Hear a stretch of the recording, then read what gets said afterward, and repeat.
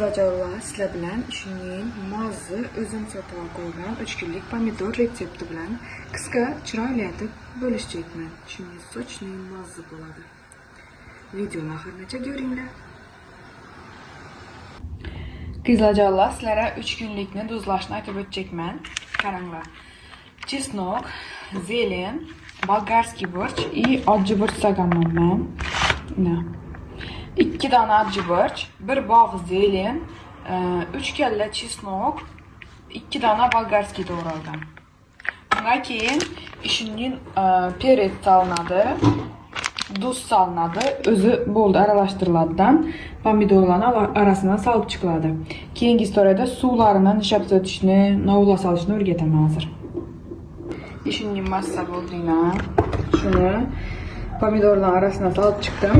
Arasına bolgarskiy, acı borch, lavri bargi, keyin bodringani solib, eng katta siri oksusda qizlar 1 litr suv, 1 qoshiq duz solib, oksus solib, 1 choy qoshiqdan buna solasizlar. Shunda ham mazza tam bo'ladi, ham tezroq duzini yaxshi oladi. Yılımcı suva 1 kaşık duz salıp eritib olamiz. Yılımcı boşı gerek su. Soğuk olmaz, dım islanmaz. Şunu salamiz keyin ölçep. İşi idişimeyne 2 litreden köp su getdi. Buna 2 osh kaşıkda oksus salıp verdim.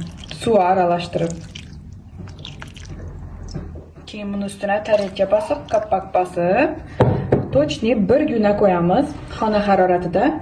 1 gündən keyin xolodilnikka dikib, yana 2 gündən keyin точно 3 gün yesa bo'ladi keyin.